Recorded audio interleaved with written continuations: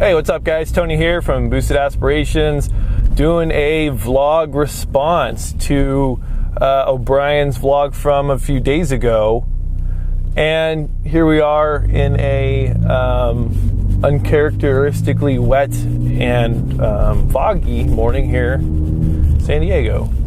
So Brian said he talked about his first car, and so he passed it on to me, and brakes are real sensitive in the morning. So anyways, he passed it on to me, and I want to talk about one of my first cars.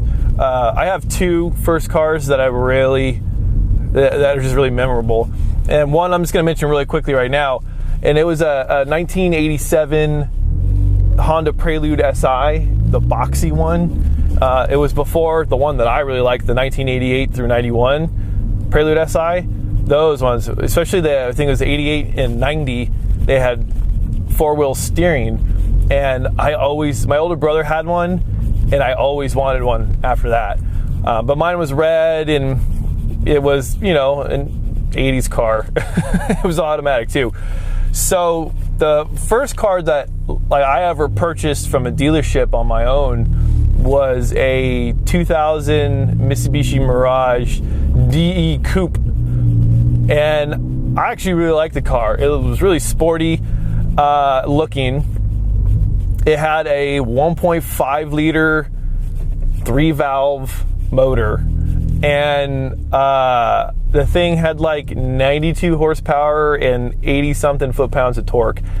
Not quick, not by any stretch of the imagination, but I liked it. And that was the first car that I really heavily modified. I mean, that thing, I did intake, header, exhaust. I had it lowered. I had some wheels on it, like cheap wheels. And I mean, I thought it was amazing.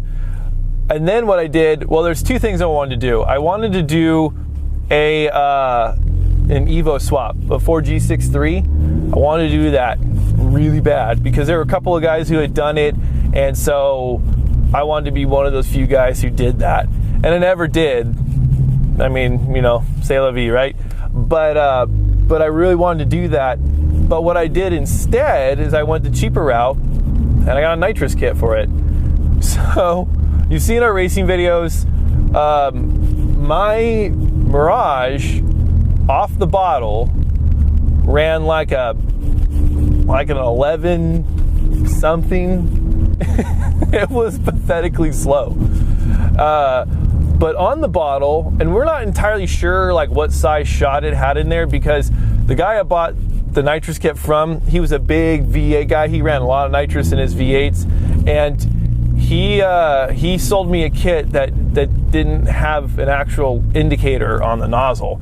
And so that car ran at Qualcomm, when I took it, it ran at 10.2. And so that was surprising. It took over a second off my time with just a nitrous kit. And so what we also did is we went and we actually took it to a dyno shop, and we had it dynoed. And for some reason, they told us they couldn't get the horsepower figure. Don't know why. Had something to do with the RP or the distributor. Something, I'm not sure. I think it was because they were mostly used to like tuning Hondas and stuff. So Mitsubishi, they're like, I don't know what I'm doing. But anyways, it put down 120 foot-pounds of torque to the wheels.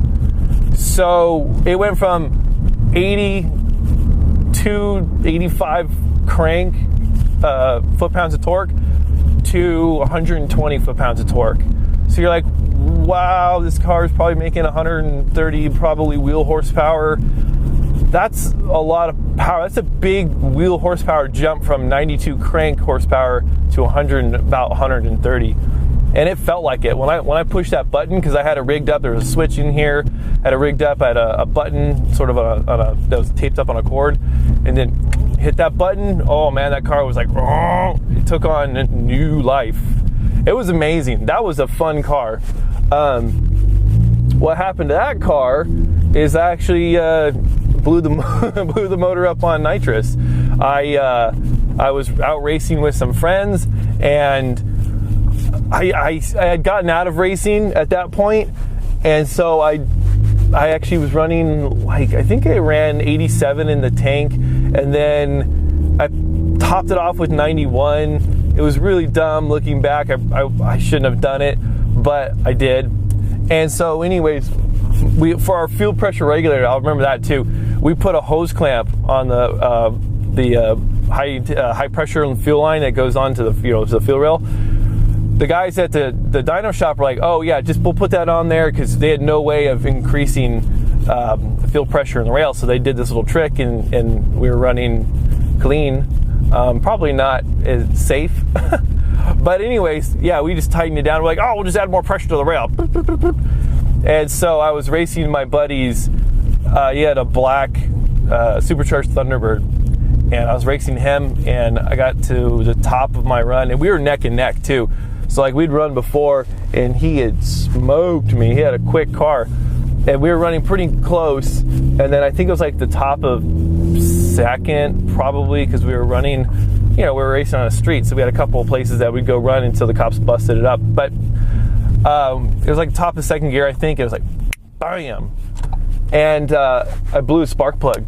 And then what happened is, I don't know, a couple months later, my cylinder number 2 eventually disintegrated on me, and I blew the motor.